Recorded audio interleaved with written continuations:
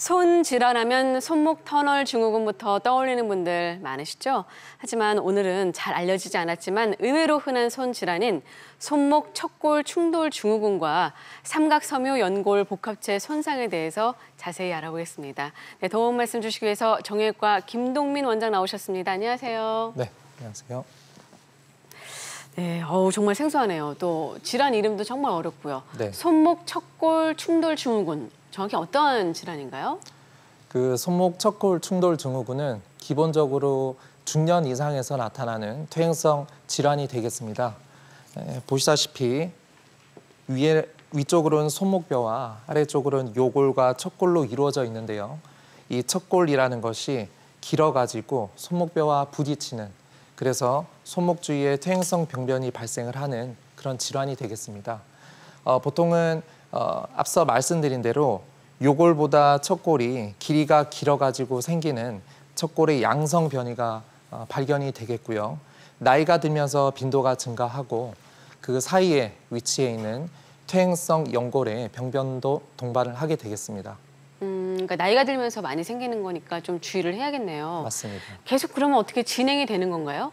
네, 점차적으로 진행을 하는 퇴행성 병변이 되겠습니다. 네, 그럼 좀 더 자세히 알아보기 위해서 사진을 통해서 한번 보도록 하겠습니다. 네. 지금 현재 다양한 손목 엑스레이 사진이 나와 있는데요. 맨 왼쪽 같은 경우는 아주 정상적으로 이상적인 엑스레이 사진이 되겠습니다. 보시다시피 요골과 새끼손가락 쪽에 있는 척골의 길이가 그보다 조금 더 짧거나 거의 비슷한 것이 정상이 되겠습니다. 하지만은 척골의 양성 변이, 즉 척골이 요골 인접한 부위에 비해서 키가 높은 경우에는 그만큼 손목뼈와 거리가 짧아지게 되겠죠. 그렇게 되면 네. 그 사이에서 충돌이 일어나는 질환이 되겠습니다. 네, 그러니까 결국에는 새끼 손가락 쪽 있는 쪽, 요골이 맞습니다. 요 간격이 좀 좁을수록 양성이라고 할 수 있나요? 맞습니다. 그것을 척골 양성 변이라고 표현을 하고 있습니다. 그렇군요. 자, 어떻습니까? 원인은 왜 생기는 거죠? 선천적인 이유 때문에 그런가요? 아니면 어떤 이유 때문에 그럴까요? 후천적으로 생기는 퇴행성 병변이 되겠고요. 하지만은 젊은 분들에게서도 선천성으로 척골이 길이가 길어진 경우에는 그만큼 취약한 손목이 될 수가 있겠습니다. 하지만은 남녀노소 막론하고 손목을 과도하게 사용하는 경우에는 이런 질환이 발생을 할 수가 있겠습니다. 지금 사진 같은 경우에는 압력 부하 차이라고 하는데 정확히 어떤 얘기인지요? 정상적으로는 그 손목에 압력이 100이 주어진다는 가정하에 큰 뼈인 요골 쪽으로는 80%, 척골 쪽으로는 한 20%, 그래서 8대2 정도의 압력 분담이 이루어지게 됩니다. 하지만은 척골이 길어지는 경우에는 거의 절반에 가깝게 손목뼈에서 척골로 압력 분담이 이루어지기 때문에 그만큼 충돌이 되는 그런 원리가 되겠습니다. 네, 계속해서 다음 사진 볼까요? 일반적인 정상 손목 엑스레이 사진입니다. 이 정상 환자입니다. 하지만은 주먹을 꽉 쥐지 않은 상태에서는 이렇게 척골의 이 중립 위치라고 말씀을 드리는데요. 하지만은 주먹을 세게 쥐게 되면 다음 슬라이드 볼 수 있을까요? 정상에서는 이만큼의 여유 공간이 있던 것이 주먹을 세게 쥐게 되면은 척골과 손목뼈 사이에 거리가 줄어드는 것을 관찰을 할 수가 있겠습니다. 즉 정상적인 사람들도 주먹을 세게 쥐거나 하게 되면은 이런 척골 충돌의 위험성이 증가할 수 있다는 뜻이 되겠습니다. 그러니까 퇴행성도 퇴행성이지만 좀 주먹을 꽉 쥐는 것도 맞습니다. 이런 습관을 갖추면 좀 걸릴 확률이 높아지는 건가요? 맞습니다. 직업군 같은 경우는 어떤 분들이 좀 많이 걸리시죠? 네, 직업군 같은 경우는 당연히 손목을 많이 쓰시는 경우에 생기실 수가 있겠죠. 하지만은 중년 이상, 특히나 여성분들에게서 퇴행성으로 손목을 많이 사용하지 않았음에도 나이가 들면서 충분히 생길 수 있는 질환이 되겠습니다. 이 충돌이라는 말을 쓰는 이유가 올라간 뼈가 그 주변과 부딪히기 때문인 것 같은데 어떤 경우 좀 이 질환을 좀 의심해 볼 수 있을까요?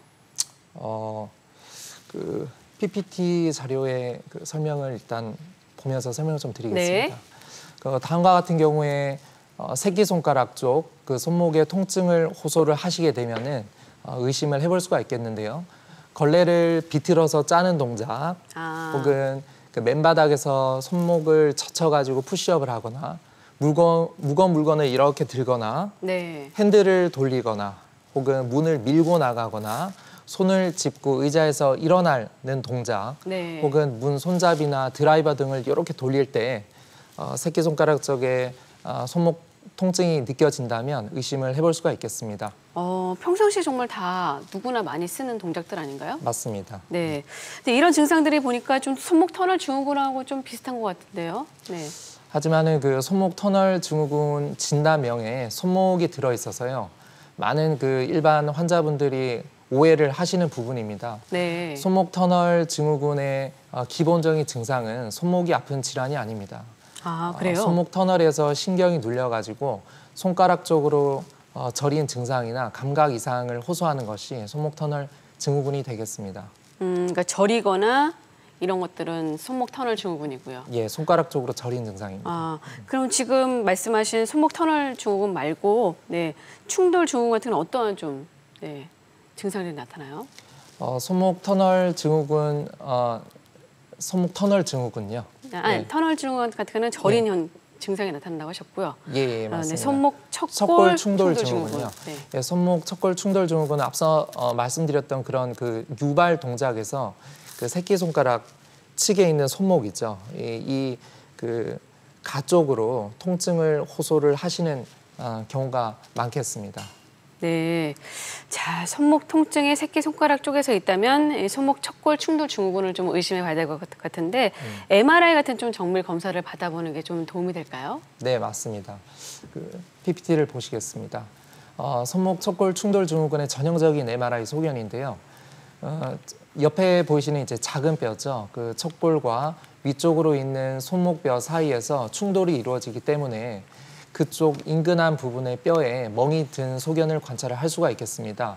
그 왼쪽 같은 경우는 손목뼈에 빨간 테두리로 그려놓았죠. 그쪽 부분이 멍이 들어있는 소견이고요.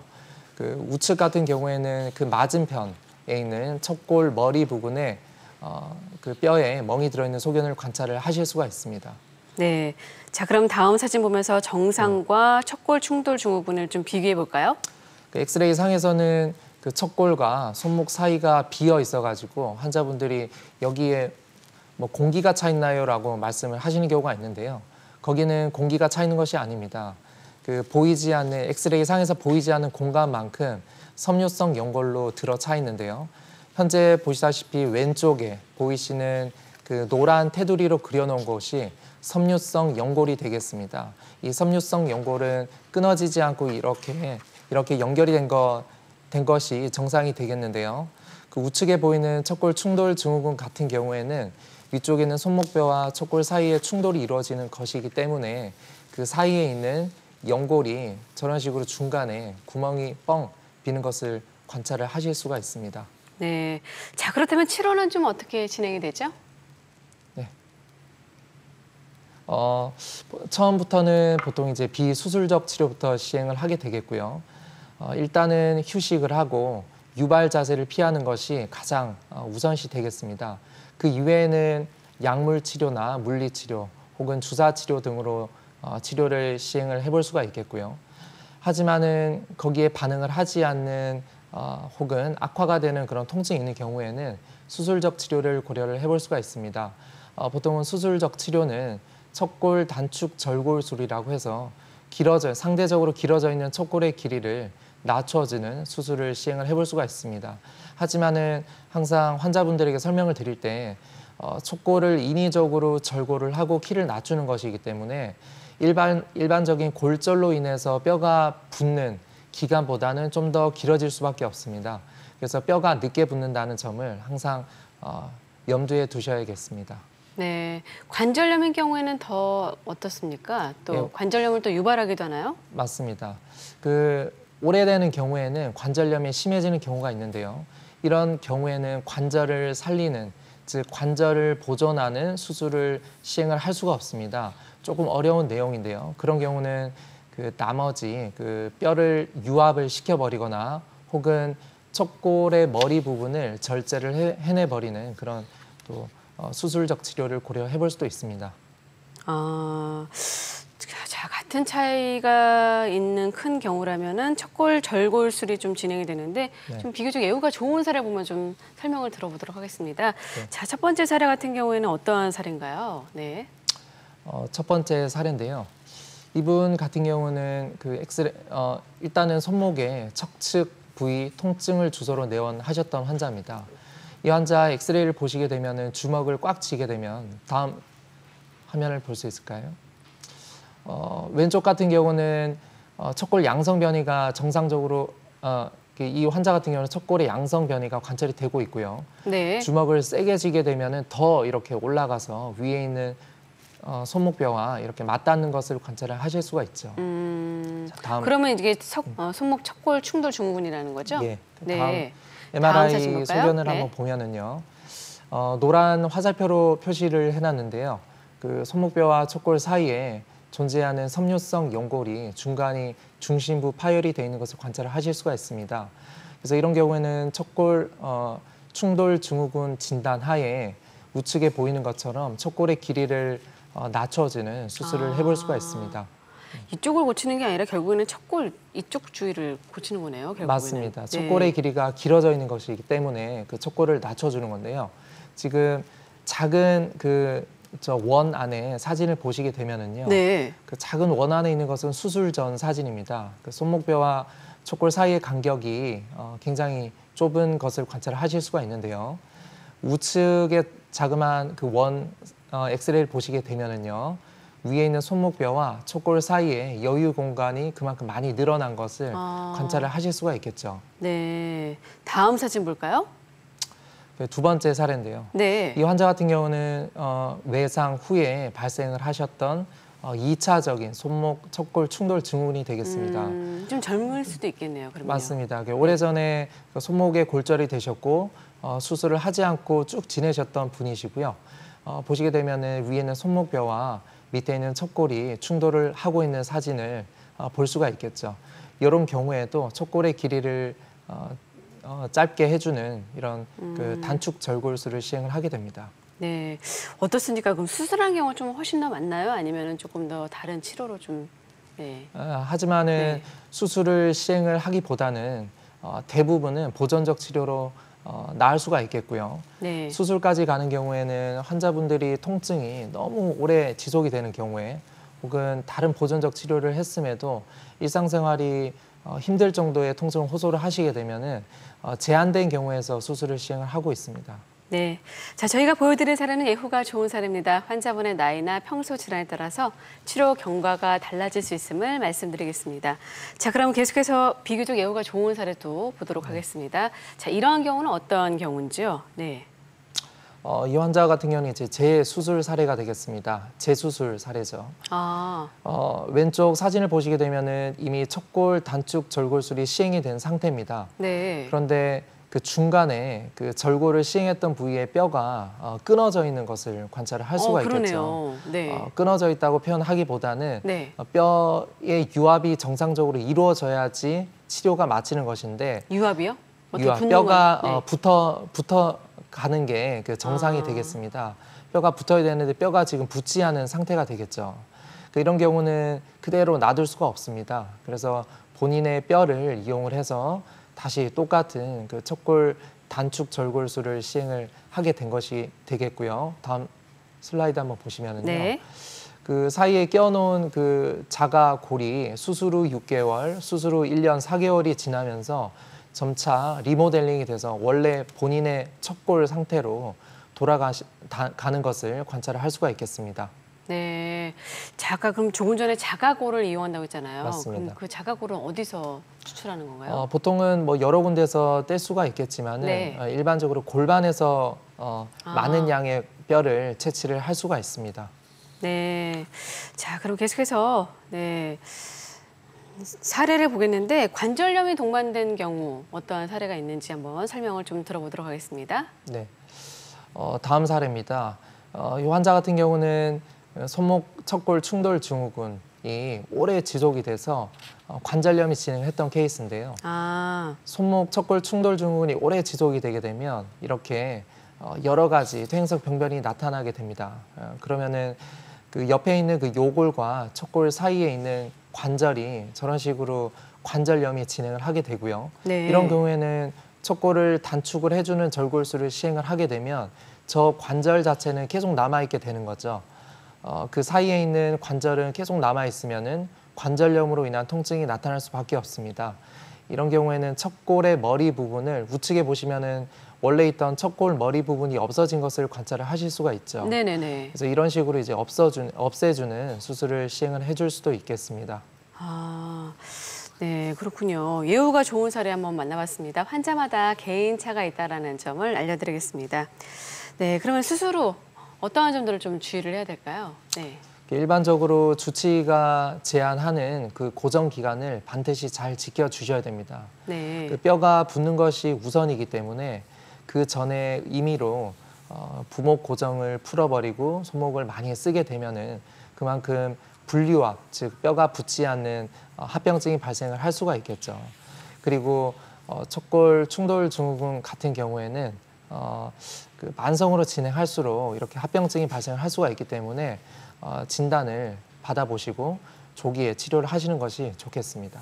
네, 지금까지 네, 사례를 좀 봤는데 계속해서 이번에는 삼각 섬유 연골 복합체 손상에 대해서 알아볼게요. 아, 오늘 좀 되게 어렵네요, 다. 네, 네, 쉽게 설명을 좀 드리겠습니다. 네네네. 저 화면을 한번 볼 수 있을까요? 네. 그 삼각 섬유 연골 복합체는 앞서 말씀드렸다시피 손목뼈와 척골 사이에 존재하는 정상적인 섬유성 연골이 되겠습니다. 그 젊은 분들 같은 경우는 인터넷에서 그 TFCC라고 많이들 보시고 오셔가지고 저 TFCC 문제가 있나요?라고 말씀하시는 분들도 많은데요. 아, 그래요? 예, TFCC라 함은 네. 삼각섬유 연골을 복합체를 그 영어로 그대로 돼 있는 것이고요. 네. 그래서 앞글자를 따서 TFCC라고 얘기를 하고 있습니다. 네. 그 TFCC 같은 경우는 요골, 손목 측에서 요골과 척골 사이에 정상적으로 이어주는 그런 조직이 되겠고요. 그 손목 관절 회전 안정성에 가장 중요한 구조물이 되겠습니다. 그래서 이제 쉽게 설명을 좀 드리면은요. 그 닭날개 먹을 때 보면은 뼈 끝에 붙어 있는 그 물렁뼈 조직 같은 게 있습니다. 오돌뼈라고 맞아요, 하는데요. 맞아요. 네. 그 오돌뼈를 떼어내게 되면은 그 닭날개 뼈 두 개가 분리가 되죠. 네. 분리가 된다는 말은 이제 불안정해진다는 뜻이 되겠습니다. 똑같은 그 연골, 그 물렁뼈 같은 조직이 삼각 섬유 연골이 되겠습니다. 아, 그렇군요. 닭날개랑 비교하니까 확실히 좀 이해가 되겠네요. 네. 계속해서 다음 사진은요? 네, 그림을 보시면은 이게 손목 관절을 그림으로 그려놓은 것인데요. 우측에 보이는 그 뼈를 보시면은요, 그 요골과 척골 사이를 정상적으로 이어주는 그런 연골 조직이 되겠습니다. 네. 아, 네. 그러면 이제 삼각 섬유 연골 복합체 손상, 그럼 손목을 다치는 좀 부상에서 좀 쉽게 발생하는 건가요? 어떻습니까? 네. 맞습니다. 일반적으로 그 스포츠를 많이 하시는 동작, 손과 손목 동작이 네. 새끼손가락 쪽으로 손목이 편향이 되는 운동이 굉장히 많습니다. 해보시면 아시겠지만은 엄지손가락 쪽으로는 옆으로 잘 넘어가지가 않습니다. 대부분은 새끼손가락 쪽으로 이렇게 편향이 되는 동작이 많겠고요. 이렇게 새끼손가락 쪽으로 편향이 되게 되면 척골과 그 손목뼈 사이에 간격이 그만큼 줄어들게 되죠. 그 간격이 줄어드는 동작들이 사이에 끼어 있는 것이 삼각섬유 연골이 되기 때문에 그만큼 손상에 취약한 구조물이 되겠습니다. 그런 동작은 배구가 좀 많이 걸리나요? 배구뿐만 아니라 요즘 굉장히 또 테니스, 네. 골프 같은 스포츠를 하시면서 손상을 받아가지고 오시는 경우가 많겠습니다. 그럼 평상시에 늘 이제 컴퓨터를 하는 직장인들 같은 경우는 어때요? 맞습니다. 그 키보드 작업을 할 때 보면은 네. 그 일반적인 키보드가 이렇게 네모나게 돼 있죠. 네네네. 그러면은 손목이 키보드 할 때는 살짝 척축으로 이렇게 편향이 된 동작이 되겠습니다. 맞아요. 그리고 밑에 뭔가 받침대를 하지 않으면은 손목이 뒤로 이렇게 젖혀져 있는 동작이 네네네네. 되겠죠.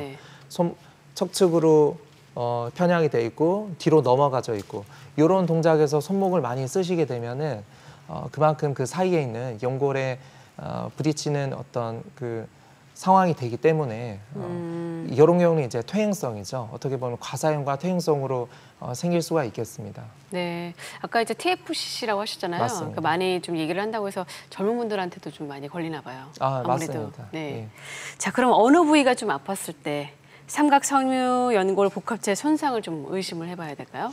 앞서 손목 척골 충돌 증후군과 부위는 거의 비슷합니다. 네. 보시다시피 화면에 보이는 것처럼 저 부위가 이제 잘 안 보이시겠지만은 이 새끼손가락 측에 손목 부분이 되겠습니다. 이 부분에 살짝 들어가는 물렁물렁한 부분이 있는데요. 네. 이 부분은 이제 척골와라고 합니다. 이 부분에 압통이 있으시거나 손목을 이렇게 회전을 할 때 네. 손목에서 이렇게 딱딱 소리가 나는 네. 그런 연발음 같은 것이 들리게 되면 의심을 해볼 수가 있겠습니다. 그렇군요.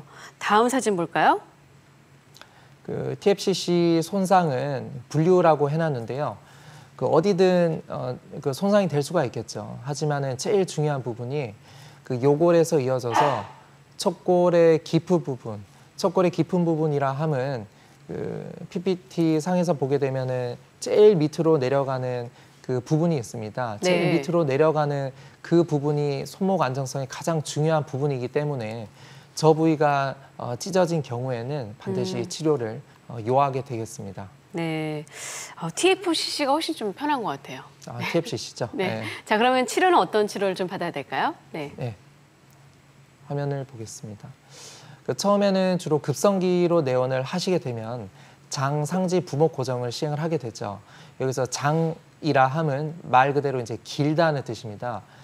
손목 내원하신 환자분들 중에 제가 장상지 부목 고정, 즉 팔꿈치까지 고정을 하는 치료를 시행을 하게 되면은요, 손목을 다쳤는데 왜 팔꿈치까지 고정을 해야 되는지 방문을 네. 하시는 분들이 많으십니다. 그럴 것 같아요. 하지만은 손목 앞서 말씀드렸다시피 TFCC 같은 경우에는 손목 전완부의 회전 안정성에 기여를 하는 구조물이기 때문에 손목이 안 돌아가게 만들어야 되죠.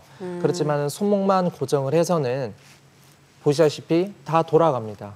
다 돌아가기 때문에 네. 팔꿈치까지 고정을 해주는 장상지 부목 고정을 시행을 하셔야겠고요. 하지만은 오래 지났거나 보존적 치료를 시행했음에도 통증이나 불안정증이 심한 경우에는 보통은 관절 내시경적으로 변연 절제술이나 봉합술 등을 시행을 해볼 수가 있겠습니다. 네. 자, 그러면은 지금 수술적 치료를 얘기하셨는데 비교적 예후가 좋은 사례 보면서 수술에 대해서 좀 알아보도록 하겠습니다. 자, 이 사례는 어떠한 사례인지 한번 좀 설명 부탁드리겠습니다. 이 환자 같은 경우에는 손상 후에 두어 달 지나서 내원을 하셨던 환자분이시고요. 네. 정상적으로 환자분 정상적인 같은 경우에는 지금 엑스레이 상에서 요골과 척골 사이에 거리가 이 환자만큼 멀지가 않습니다. 제가 빨간색으로 표시를 해놨는데요. 요골과 척골 사이가 멀어진 것을 관찰을 할 수가 있겠죠. 마치 우리가 닭 날개를 먹을 때 그 물렁뼈를 이렇게 똑 떼어내서 뼈가 이렇게 벌어지는 상황으로 생각을 하시면 될 것 같습니다. MRI를 보시게 되면은요, 네. 화살표 빨간 화살표 부분입니다. 까만색의 섬유성 연골이 척골까지 이어져야 되겠지만은 이 환자 같은 경우는 하얗게 지금 파열이 돼 있는 소견을 관찰을 할 수가 있겠죠. 그래서 네. 다음 사진을 보시면은요, 이 관절 내시경 사진입니다. 보이는 것이 지금 삼각섬유 연골 TFCC가 되겠고요. 그 TFCC를 우측에 보시면은 실로 봉합을 해놓은 사진이 되겠습니다. 다음 사진 보시면은요. 그래서 이제 수술 이후에는 수술 전 엑스레이와 비교를 해보게 되시면은요. 정상적으로 요골과 척골 사이에 거리가 회복이 된 것을 관찰을 하실 수가 있겠습니다. 네. 저희가 보여드린 사례는 예후가 좋은 사례입니다. 환자분의 나이나 평소 질환에 따라서 치료 경과가 달라질 수 있음을 말씀드리겠습니다. 치료 시 어떠한 점들을 좀 주의를 해야 될까요? 네. 이것 또한 중요한 것은요. 그 봉합을 해놓은 혹은 보존적 치료를 시행을 하게 된다면은 당연히 주치의가 제안하는 고정 기간을 반드시 지켜주셔야겠습니다. 교과서적으로는 6주 정도는 장상지 부목 고정을 시행을 하셔야 되겠고요. 네. 그리고 수술을 하는 경우에는 봉합을 해놓은 연골이 뼈에 붙는 데까지 걸리는 시간이 있겠죠. 그래서 이것 또한 주치의가 제한하는 고정 기간 동안 반드시 착용을 그리고 고정을 잘 해주셔야겠습니다. 그리고 이 질환의 특성상 만성으로 진행을 할수록 치료 결과가 썩 좋지가 않습니다. 그래서 웬만하면은 의심이 된다면은 네. 조기에 진료를 받고 진단을 받고 치료를 받는 것이 권장이 됩니다. 가장 그러면 예방이 중요하잖아요. 어떻게 좀 예방을 해야 될까요? 네. 오늘 주제는 다시 말씀을 드리면은 손목에 새끼손가락 즉 손목에 병변이 발생하는 손목 척골 충돌 증후군과 삼각 섬유 연골 TFCC의 병변이 되겠는데요. 여기에 이제 좋지 않은 동작들을 한번 모아봤습니다. 맨 왼쪽 사진부터 보시게 되면은요, 이 손목의 위치를 중립 위치라고 얘기를 하게 되겠고요. 네. 주먹을 세게 쥐게 되면은 앞서 보셨다시피 척골과 그 손목뼈 사이에 간격이 줄어드는 효과를 줄 수가 있습니다. 그래서 주먹을 세게 쥐는 동작 별로 좋지가 않겠죠. 그리고 손목을 엎치는 동작. 그 다음 사진 보시게 되면 이렇게 손바닥이 아래로 가게 엎치는 동작을 볼 수가 있겠는데요. 네. 이런 동작이 또 키보드를 항상 사용하는 동작이죠. 네. 그래서 이런 동작도 좋지가 않습니다. 일단은 이 질환 같은 경우에는. 그리고 새끼손가락 쪽으로 손목이 이렇게 편향이 되는 마지막 사진을 보시면 편향이 되는 동작인데요. 이 모든 것을 동시에 하는 어떤 동작을 하시게 되면은 그만큼 그 손상을 받을 수 있는 동작이 되겠습니다. 네. 반대로 이렇게 하면 괜찮나요? 반대로 한다고 해서 좋은 것은 아닙니다. 네. 알겠습니다. 네, 지금까지 도움 말씀 주신 분은요, 김동민 원장이었습니다. 오늘 말씀 감사합니다. 감사합니다.